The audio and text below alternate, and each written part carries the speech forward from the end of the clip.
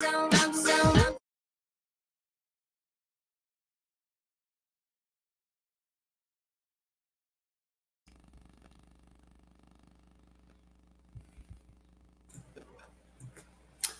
right. Thanks, everyone, for joining us. This is going to be the profile of an effective AE-SE partnership with Chris White.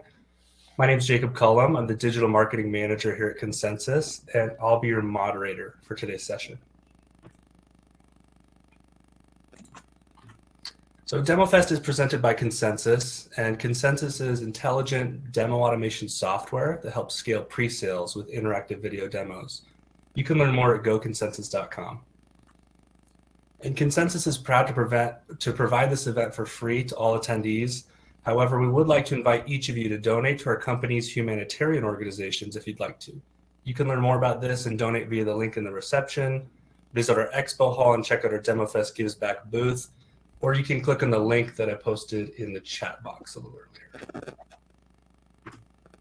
Now, we encourage you to participate, please, in today's session. On the right side of your screen, you'll see a few ways to engage with us. The chat function right there will allow you to engage with us as well as other attendees, and you can see some of the links that we're going to post. Also, throughout the session, you may see a few polls. Normally, you would use this button here, but Chris will be using a different tool to ask a few questions today. He'll show you how to answer these polls when he gets to that point in his presentation, but he also has a link in the chat box. Our speaker will be taking questions from the audience at the end of the session. So we encourage you to ask questions through the Q&A box here at any time, and we'll be checking those at the end. Now, if at any time you're having technical difficulties, toggle to your profile in the upper right here and click Get Support, and they'll be able to help you out. And now I'd like to introduce our speaker. Chris White is the author of the acclaimed The 6 Habits of Highly Effective Sales Engineers, founder and CEO of Tech Sales Advisors, and host of the LinkedIn Live program Tech Sales Advice. Chris is no stranger to the pre-sales community. A regular guest at industry events and also 3-time presenter at DEMOFEST, he speaks with enthusiasm, shares unique insights, and leaves tangible steps on how to improve. And with that, I'll turn the rest of the time over to you, Chris. Thanks so much, Jacob, and welcome, folks. Really nice to see. I see a lot of familiar names in the list of attendees and quite a few names that I don't recognize. So folks, really nice to see you. Really nice to be here. I first just want to do a big shout out to Consensus for hosting DEMOFEST. As Jacob said, this is my 3rd year in a row being invited to participate, and I'm just frankly I'm just delighted and honored to have the opportunity to speak. And I know that you had 4 options in this time slot to pick a session. So delighted to see that you've decided to join me today. As Jacob said, I'm more than happy to take questions. In fact, I see a few folks that are sort of in the waiting room. I am actually going to invite people on stage, if you will, at the end. So if anybody actually cares to join at the end and actually be seen and heard from in asking your question, I'm going to invite you to do so.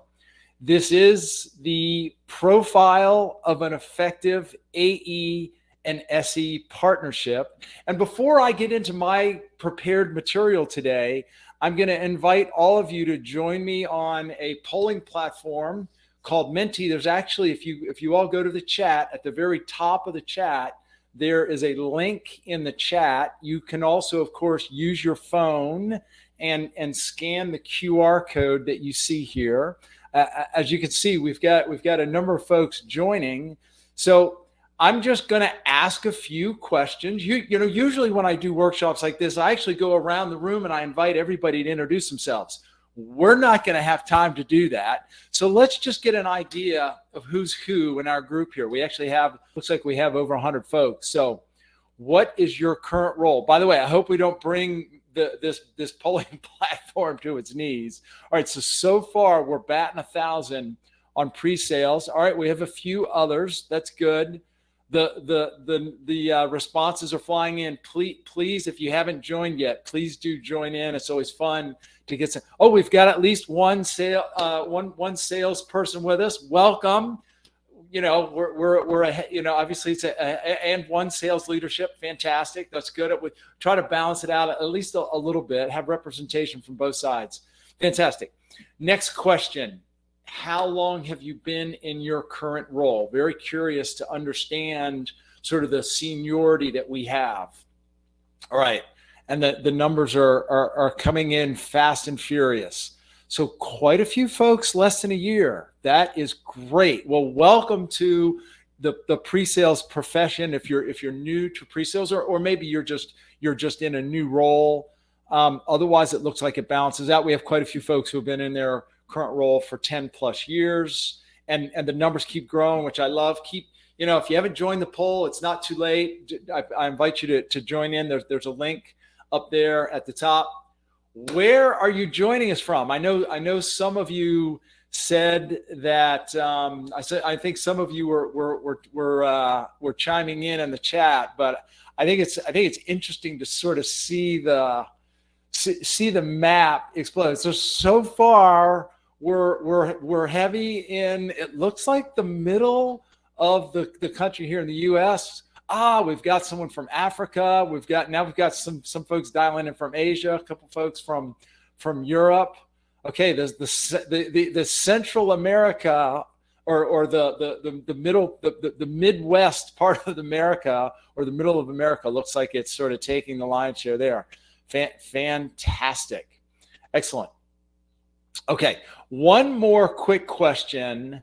And I see a bunch of you chiming in from Southern California. I was actually born in San Mateo, California, so I have my roots in Northern California. But as it turns out, I'm actually in the DC area. And then final question: in a word, what do you hope to get out of this session? And by the way, fun and laughter and entertainment is perfectly okay. All right, insight, that's a good one. Ideas, partnership, collaboration, inspiration, magic bullet. I don't know if I'll have any magic bullets or not, but we'll see. Synergy, entertainment. I'll try to entertain as much as I can. A purchase order. Whoever said that? When I run these workshops, I toss out chips when I'm actually in person with people. That whoever wrote the purchase order, I absolutely love that. Synergy, clarity, guidance, a raffle prize. I am giving away some signed copies of the book if you go to our booth. So I'm more than happy to send you. Grounding. Whoever said that, I'm tossing you a chip for that. I love that too. A plan. We'll see if we can put a plan together. Some takeaways. All right, fantastic. Really good start, folks. Thank you so much for engaging. I love hearing from all of you. You're going to hear from me plenty. Let's talk about this a little bit, and let's start with the why. Why are we even having this conversation? I actually believe that the AESE partnership is one of the most important relationships in business, especially for technology companies. But I believe that in many cases, you have to look far and wide to find two more dissimilar individuals and personalities.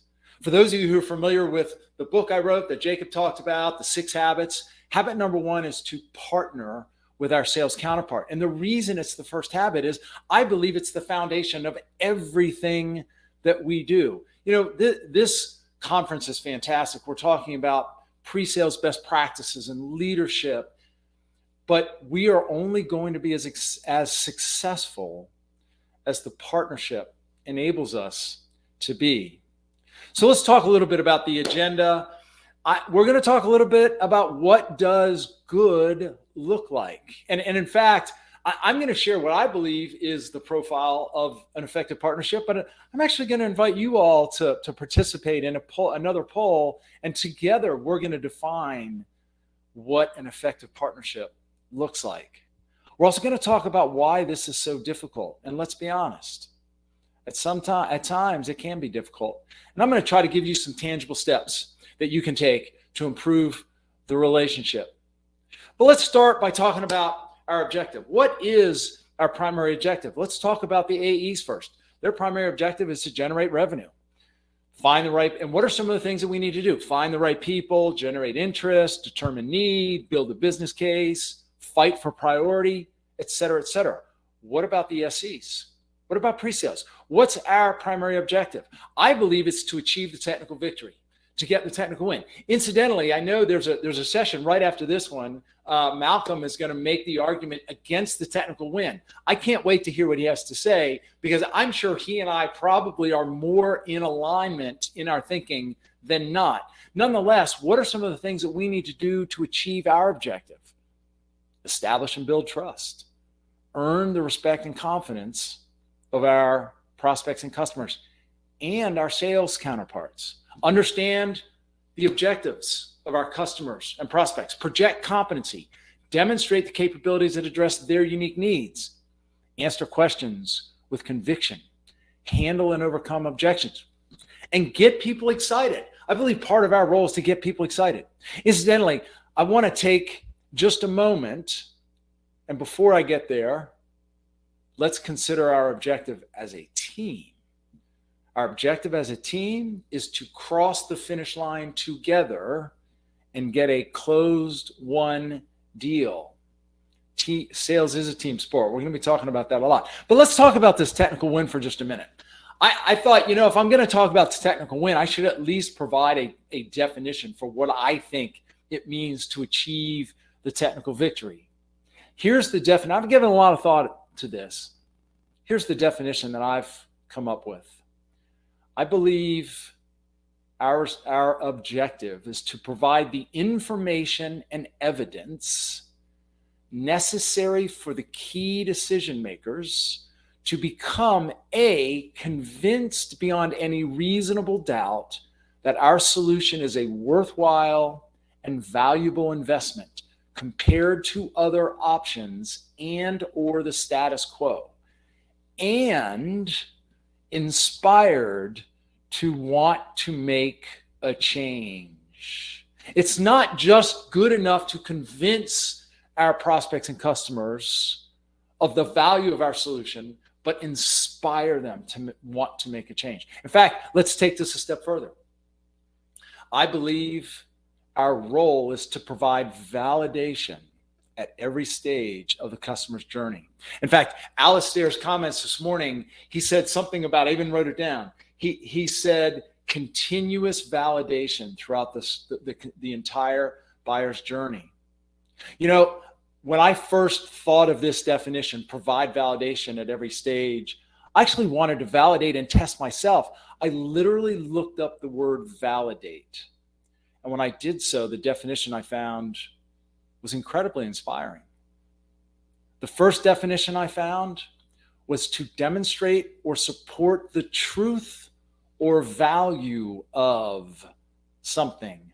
What a great way to think about our role. We are responsible for demonstrating and or supporting the truth or value of. The second definition I found is to check or prove the validity or accuracy of something. In fact, it's a two-way street. Not only do we need to demonstrate and support the truth and value of our solution, we need to prove and or check the validity or accuracy of the opportunity itself and what the customer is trying to achieve. It goes both ways. Let's take this a step further. What are some of the obstacles that get in our way? AEs face closed doors, unreceptive prospects, competitive landscape, tightening budgets, et cetera, et cetera. SEs, keeping up with technology, competing demands, time constraints, dealing with difficult clients, technical limitations, balancing precision and productivity, sometimes the fear of overselling. And I'm sure if I took a poll on the obstacles that stand in our way of success, that list would be 3 to 10 times longer. And with so many obstacles in our way, let's not let the lack of teamwork and collaboration become one of them. Truth is, we all play a critical role in sales. SEs, I can't say this strongly enough. Opportunities would not exist without AEs prospecting, knocking on doors, opening doors. And deals wouldn't close without establishing the technical win based on the definition that I just gave you. And no one gets paid without the A's of really the team closing the deal. Therefore, we do need to develop a mindset that sales is a team sport. We are in this together. And if I may, allow me to invite you to consider this analogy. Here we are at DEMOFEST. We're talking a lot about pre-sales and demos and demonstration best practices. Allow me to suggest that winning demos are team victories. I'd like you to consider a baseball pitcher. Yes, I happen to be in the DC area, so yes, that happens to be one of our fan favorites. And for those of you in Europe, I apologize, I don't have a cricket example, but it holds true in cricket as well. Consider the baseball pitcher who throws a no-hitter. Do they deserve all the credit? Now, they threw the pitches, but what about the catcher, the infielder, the outfield, the coaches? Think of the prep and the practice. Pitchers have to throw the ball, but no-hitters are team victories, as are sales demonstrations, as are winning sales demonstrations. It's preposterous to think that a baseball team would stand a pitcher up on the mound and say, let it rip, throw your pitches, we're just going to stand around and watch. Why would we ever consider doing something similar with our pre-sales engineers? By the way, I see Chase's comment, love a good baseball metaphor. I'm actually not the biggest baseball guy in the world, but I do love to use baseball for metaphors and sports in general. Winning victories are team victories. So, and somebody's asking for soccer, Chris. I'll have to work on the soccer analogies. I think I've actually got a few of those as well. Maybe not today. Let's take this a step further. So, what is the profile of an effective AE-SE partnership? What does good look like? Folks, I'm going to invite you back to that Menti platform that we looked at just a moment ago. If you're not in the Menti, you can go to the chat. There's a link posted at the top of the chat. What are the most important characteristics of an effective AE-SE partnership to you? So we have, and I'm going to hide the responses just for a minute so as not to lead the witness and let you all respond without seeing what I'm seeing. Oh, these are good answers. Okay, I'll bring it back so you can see what's happening. You can see what I'm seeing. Collaboration, trust, respect, communication. Incidentally, I do this in every one of the workshops I run. Trust, communication, respect, universally the top three. Collaborative, complementary, synchronicity, divide and conquer. I'd be tossing that individual a chip. Information sharing, mutual respect, strategy, team player, honesty. That's an important word. Communicating, alignment, performance, openness, discovery, professionalism, thought partner, flow like water. That is Chipworthy. Whoever wrote flow like water, fantastic. Brainstorming, willingness to learn. Boy, this is great. By the way, I'm posting this to LinkedIn after our session. You guys are coming up with some great ideas here. Bonding, integrity, some powerful words. If I may, folks, allow me to share some of my thoughts. I love Todd's comment, be like water. Famous Bruce Lee quote. If I may, allow me to share some of my ideas. What does good look like? Goals and objectives are clarified and aligned. We have effective communication between us, mutual respect for one another. Again, trust, communication, respect, almost universally the top three answers. Division of roles and responsibilities are established and clarified. Each party takes responsibility for their part of the sale. We clear expectations on a consistent basis. The word consistent should probably be bolded there. We can't set expectations in the beginning of the year once and expect that to last throughout the year. It takes a constant and consistent syncing. A feedback loop is built into the process. We prioritize the customer and the opportunity over our own personal agenda. And if we're fully honest with ourselves, folks, we all have a personal agenda in every engagement. We need to prioritize the customer and the opportunity and put our personal agenda second. We show loyalty to the company, to the product, and to one another. And by the way, if you cannot do this, if you can't show loyalty to the company, to the product, and to one another, it's time to make a change. We proactively engage one another and our customers. By the way, this last one, I think, is very obvious for the account executives. They're used to calling on prospects. They're used to proactively initiating the conversation. I think for those of us in pre-sales, for sales engineers, this is a little less obvious. But we need to be proactive as well. We need to be proactive with our account executives. We need to be proactive with our customers as well. So folks, let me ask a question. I just asked what it is that makes for an effective partnership, and my screen exploded with great ideas. So why is it that this is so difficult? And it can be difficult at times. It's a question I've been asking myself, honestly, for decades. And I think one of the reasons is that AEs and SEs, we tend to be wired differently in some fundamental ways. I spent a lot of time thinking about this, and this is only a relatively short list, but these are some of the ways in which I believe we are wired differently, and as such can create some of the challenges.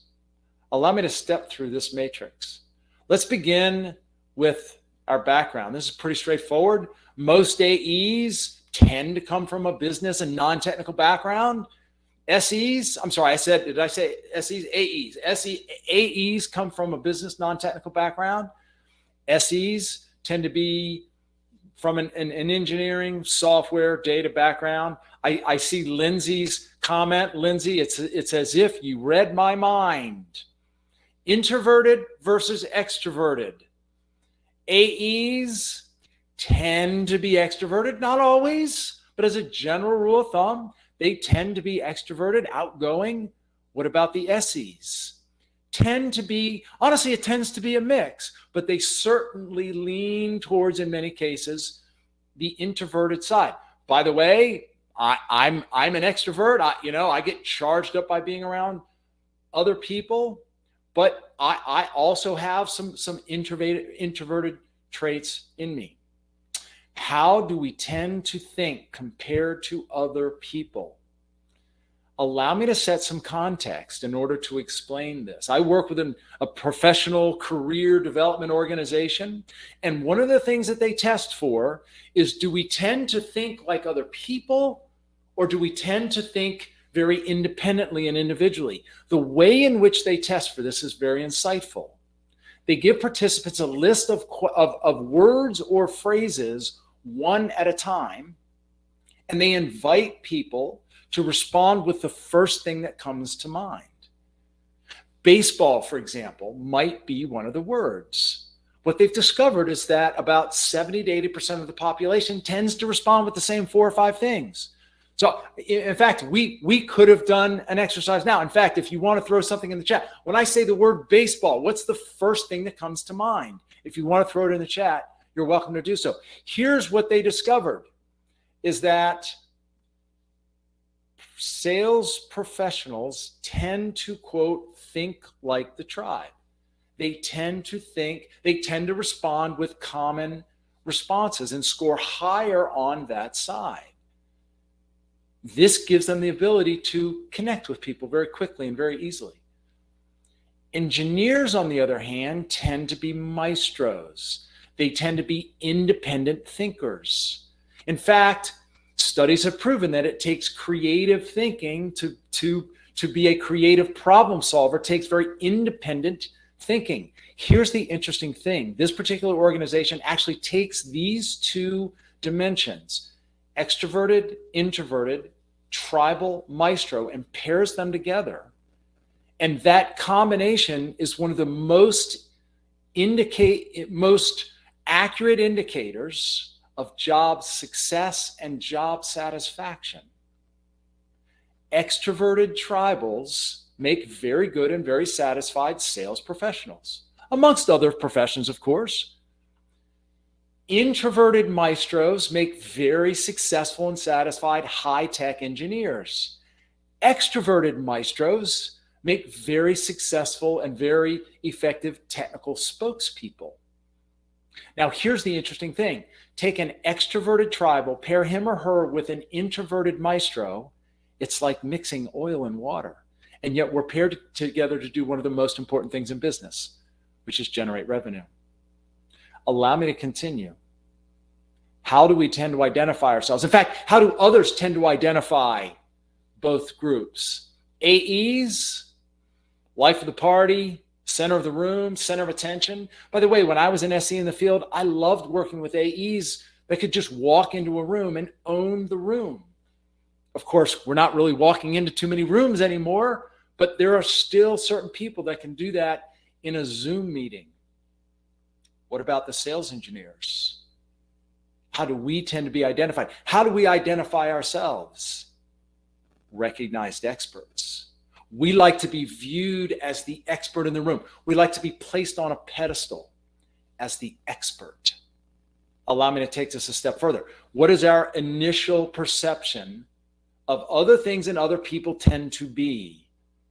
Sales professionals, the AEs, as a general rule of thumb, and of course, none of these are finite. These are all just tendencies. We're all of these at some point, but these are tendencies. AEs tend to be relatively accepting, trusting, very quick to extend the benefit of the doubt.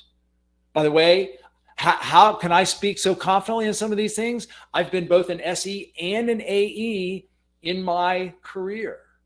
As an AE, I never saw a lead that didn't look like this year's best deal.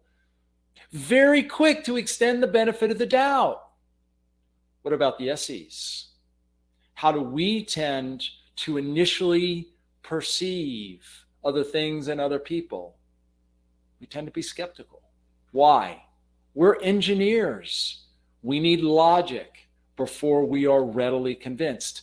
By the way, studies have shown the easiest profession to sell to, sales professionals. The most difficult profession to sell to, engineers. Allow me to continue. When asked a question, how do we tend to respond? Again, I'm speaking in generalities here. These are tendencies, but AEs, we tend to round up with our answers. We err on the side of favorable. We want our answers to be well received. What about SEs? How do we tend? Yeah. Hey, can you show that thing? Well said, Eric. By the way, Eric, good to see you.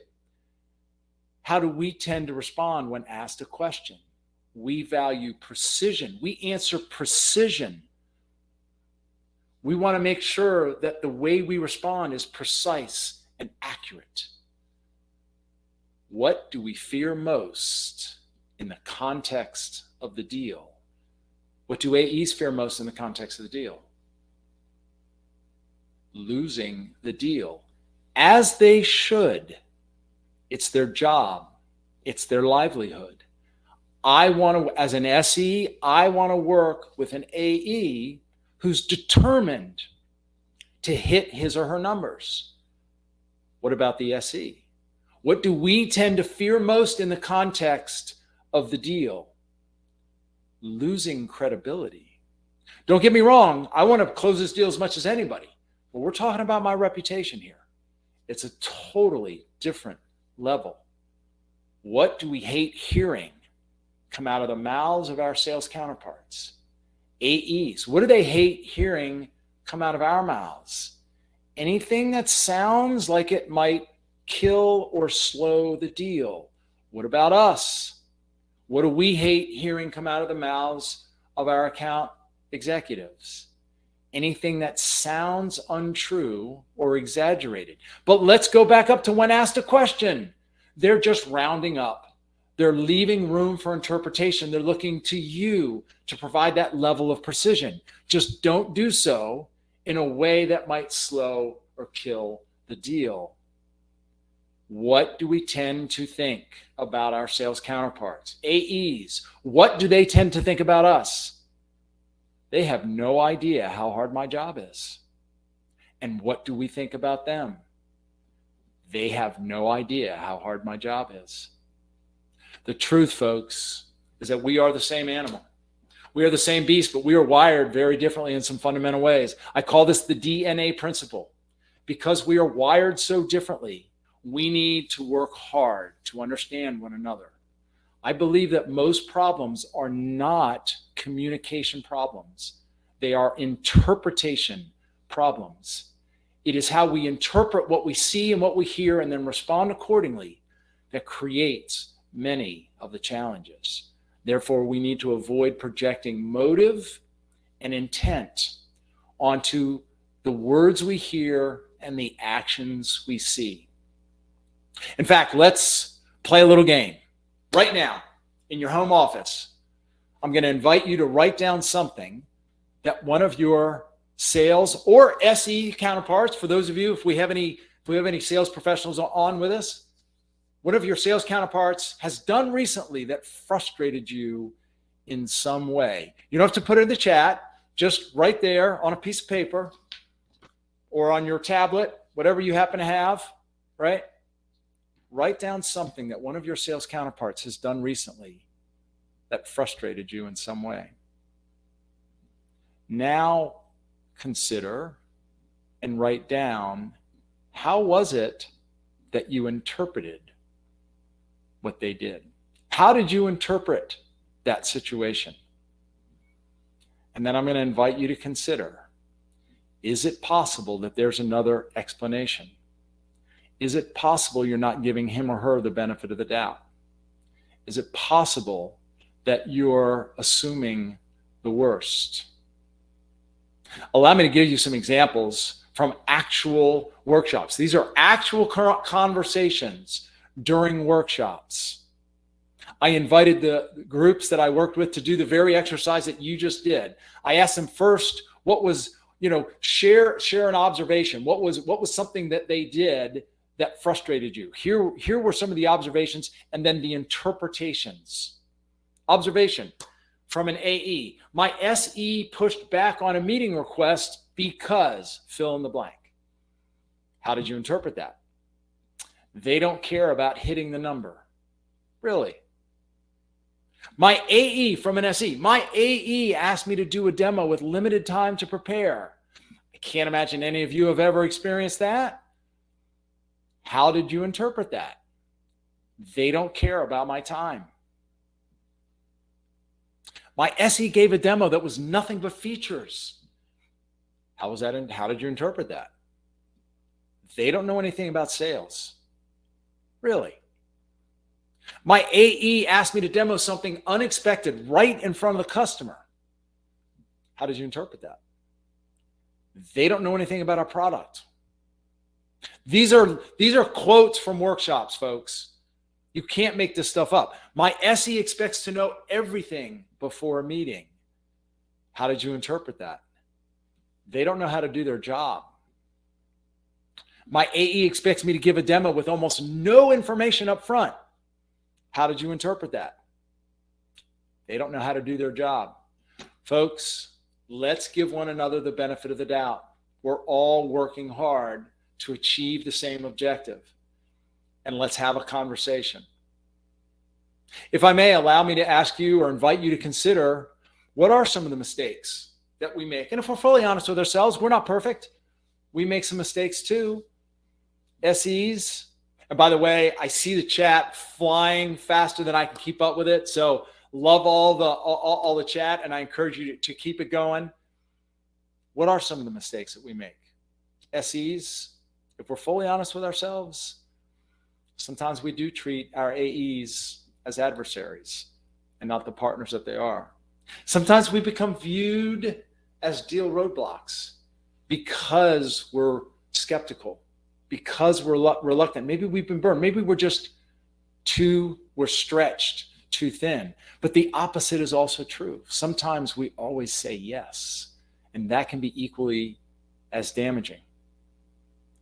And AEs, for the few AEs we may have with us, if we're fully honest with ourselves, sometimes we treat our SEs as adversaries and not the partner that they are. Sometimes we expect 0 detours, and sometimes we always expect a yes. And I'll invite you rhetorically to consider, what are some of the mistakes you recognize in yourself? And again, none of us are perfect. If I may, one of the other questions that I've asked in my workshops, and last year I ran over 50 workshops. By the way, all on Zoom. We were all working from home. Where and or how can we prove the most on the sales side of the partnership? And where and or how can we improve the most on the SE or pre-sales side of the partnership? After collecting lots of data, there were 4 answers on both sides that rose to the top. Allow me to share what I learned. On one side, I heard from SEs what they would like to see from their AEs, and I heard from AEs what they would like to see from their SEs. Let's take a look. Number 1, from the AEs, what would they like, from the SEs, what would they like to see their AEs do? Better account and or opportunity strategy and planning. What about the SEs? Elevate your ability to build technical champions. Number 2, for the AEs, elevate and or improve your product knowledge. SEs, increase your sales acumen. AEs, better initial and or early qualification. SEs, focus on business outcomes over technical capabilities. AEs, be more structured. SEs, be more flexible. Again, we can see some very interesting parallels between what both sides are looking for. I believe the truth, folks, is that no matter where we are in our relationship, if we can both take a step towards the middle, we will build a stronger, healthier, more collaborative relationship. And it really begins with developing appreciation and empathy for one another. Now, we do have one thought to share, and that is, here we are at DEMOFEST. It's being hosted by Consensus. They're in the demo automation space, if we can use that term. One of the questions I was considering is, can automation help? Is there any way that automation can actually help the AE-SE dynamic? I'm going to submit that the answer is yes. Now, I don't have an exhaustive list, and I haven't spent a tremendous amount of time thinking about this, but I do have a few initial thoughts.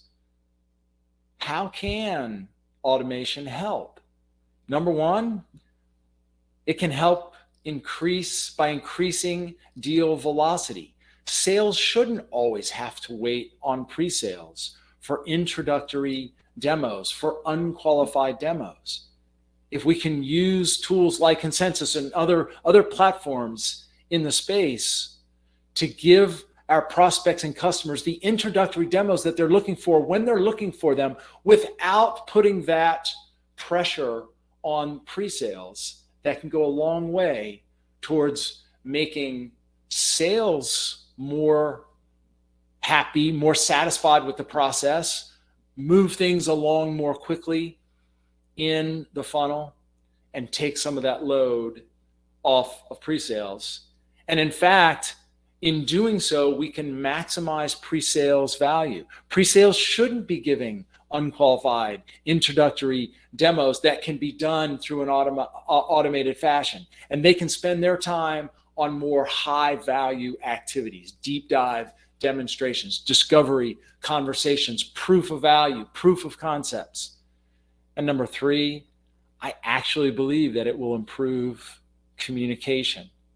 I believe that demo automation is as much discovery automation as it is demo automation. One of the things that I hear from pre-sales all the time is we don't get enough information before we're invited in to do a demonstration or a presentation.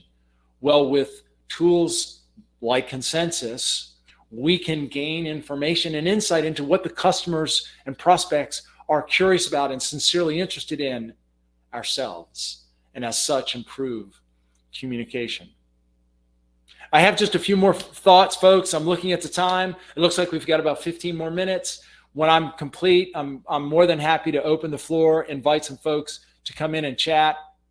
Or of course, you can put your questions in the chat room. I mentioned empathy a moment ago. I'd like to leave you with one fundamental thought around having greater empathy and appreciation for our sales counterparts. And I actually think there's one thing for both sides of the equation that we can understand and respect, and that will make a significant difference. Let's start with the AEs. SEs, do you want to show and demonstrate appreciation and respect and build empathy? Please respect the pressure that they are under. We are simply not under the same kind of pressure that they are. First of all, it's their livelihood. Their compensation is tied, as we all know, their compensation is tied to closing deals. They have a tremendous amount of pressure that they put on themselves. They have a tremendous amount of pressure that they receive from management, understandably.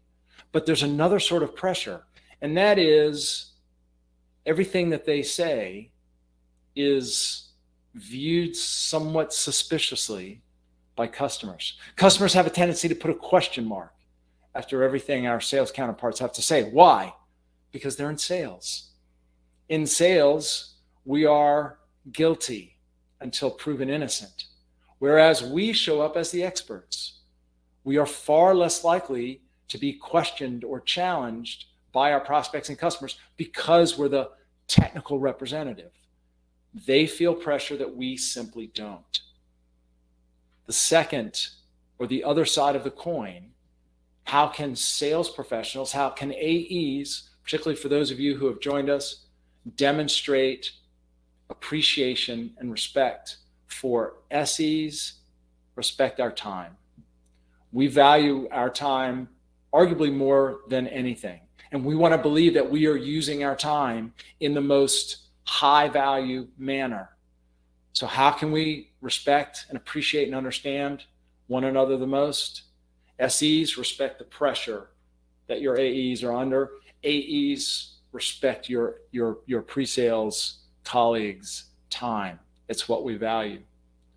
Folks, in closing, I'll share one final thought, 3 steps we can take to facilitate change, and then we'll open up the conversation for questions. First and foremost, I do believe we need to get our mindset right. Sales is a team sport. We are in this together.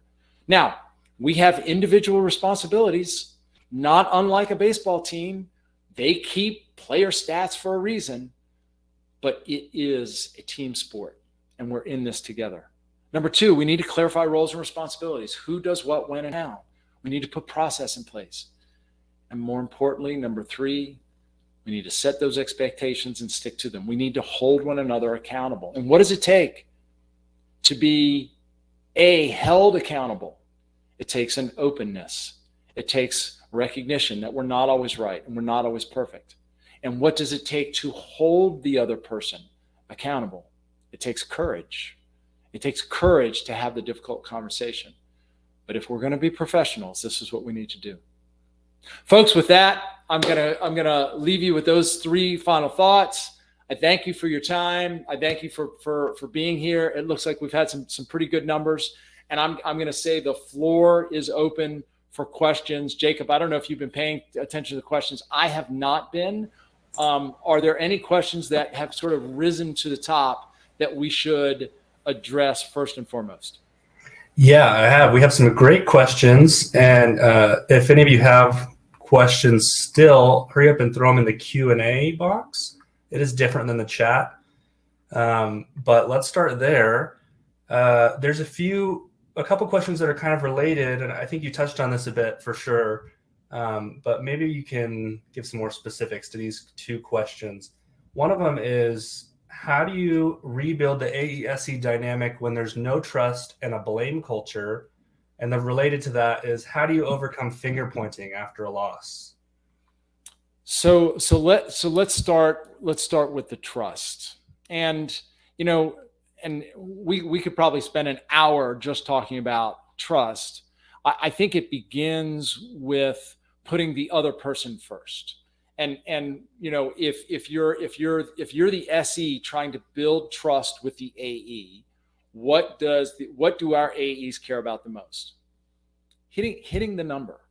And so I think we need to demonstrate and communicate very clearly that first and foremost, our goal is to do whatever we can to help the team win and succeed. That's our goal. And let's start there, because sometimes I think the AEs, they believe or they feel as though we don't care about the deal, right? And that's when they're going to dig in. So first of all, we need to communicate that, look, we're on the same team here. Like, we're trying to get to the same place you are, which is closed won deals and hitting the number. That's number one. And by the way, if we can get there, then it becomes a matter of maybe we have a difference of opinion on how to approach any given sales engagement. Maybe we have a difference of opinion in strategy or process. And then it becomes a sales engagement. As a sales engineer, our first sales job oftentimes is with our sales counterparts, folks.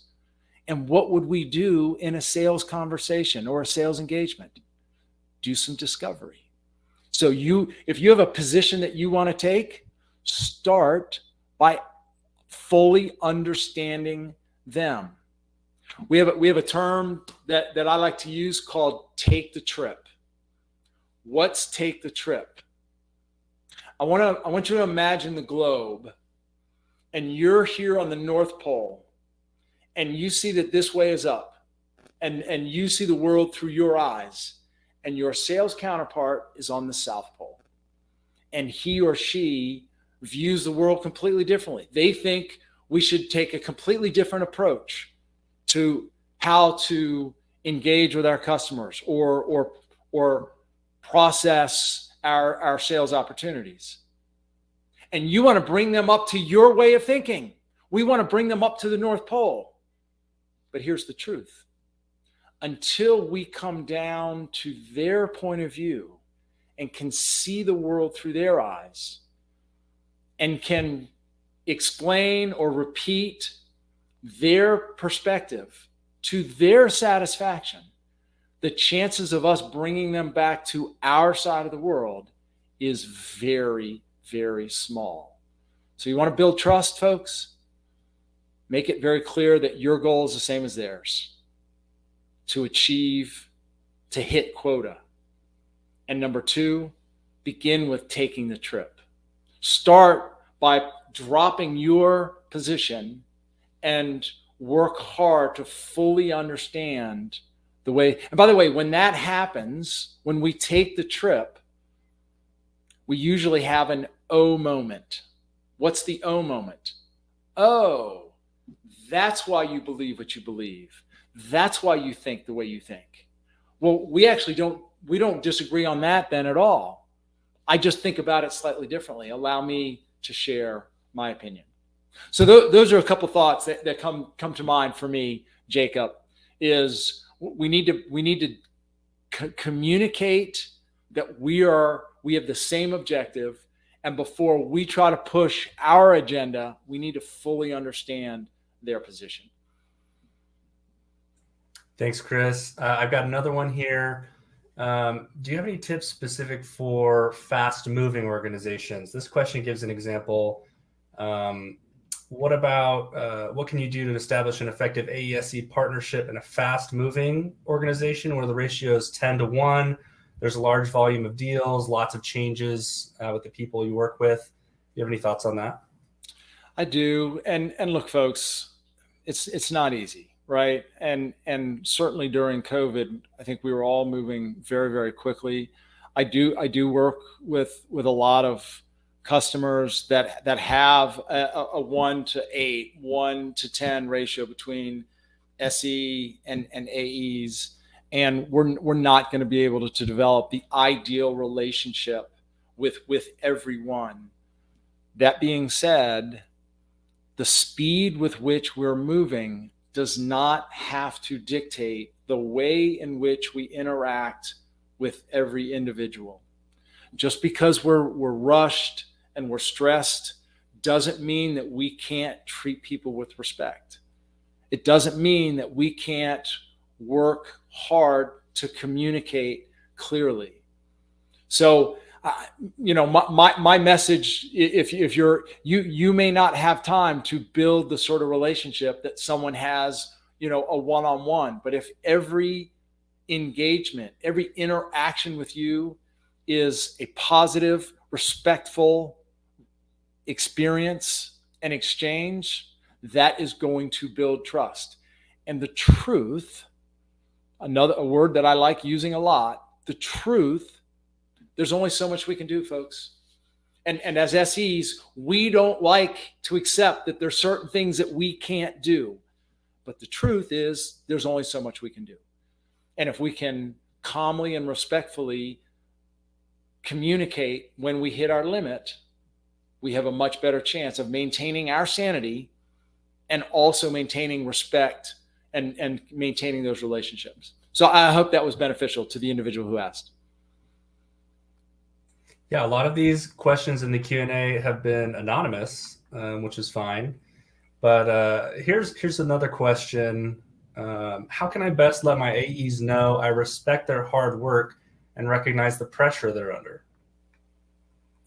Very, very good. Great question. Whoever asked that, if we were doing a workshop, I'd toss you a chip, which is my thing. I would lead. In fact, when I was in the field, whenever they came to me, I often use the term, look, I can appreciate, like, let's say they bring a deal to me and I'm not sure this is as well qualified as it could be. I'm not sure I have the time to support it, but I want to have the conversation. If we lead with, look, I can appreciate how important this deal might be. And I appreciate how much pressure that you're under. I want to do anything and everything I can within reason to support you.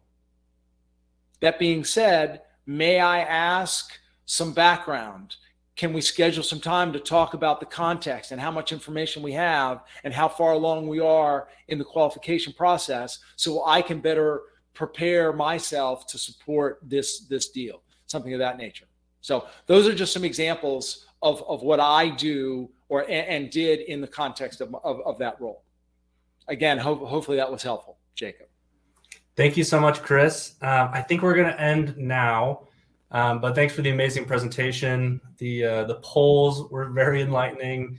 All around, great job. Amazing job. Thank you, Jacob. By the way, Jacob, can I invite people to come to our booth later today? I think we have booth hours between 5 and 7, and we've got a virtual booth set up. So if any of you want to come by and say hello, we're sort of doing it an AMA, Ask Me Anything. So would love to have people come in and say hello. What are those hours again, Chris? I think from 5 to 7 Eastern time today is when the virtual booth will be set up. Perfect. Yeah, everybody check that out. I just have a few quick announcements, and then you can get to your next session. Great. And by the way, as people are leaving, I just want to say thank you for tuning in, folks. Really good to see so many names and comments in the chat. Okay. Thanks, Chris. Just quick reminders here. Every session you attend does get you an entry into our raffle to win some awesome prizes. So attend as many sessions as you can. Also, our final session is tomorrow, May 19th, 2 p.m. Mountain Time. That's where we're going to be doing the raffle for all the prizes. It's definitely a session you don't want to miss. That's tomorrow, 2 p.m. And we're also excited to announce that DEMOFEST is going on the road. So be sure to attend our last session tomorrow to find out what cities we're going to be visiting this year. And I also encourage you to stop by our expo hall. You can visit our premier partners of DEMOFEST. Reminder, there's no transfer of money involved in this event, so all of our partners here have gone above and beyond to contribute to making this event a success. And finally, thanks for joining the Profile of an Effective AESE Partnership. Thank you so much, Chris, for sharing your time with us. And up on the screen, you can see some of the upcoming sessions. You can join any session. You just have to click left to the sessions button and choose which one you want to see. But thanks, everybody. Thanks, Jacob. Thanks, Chris.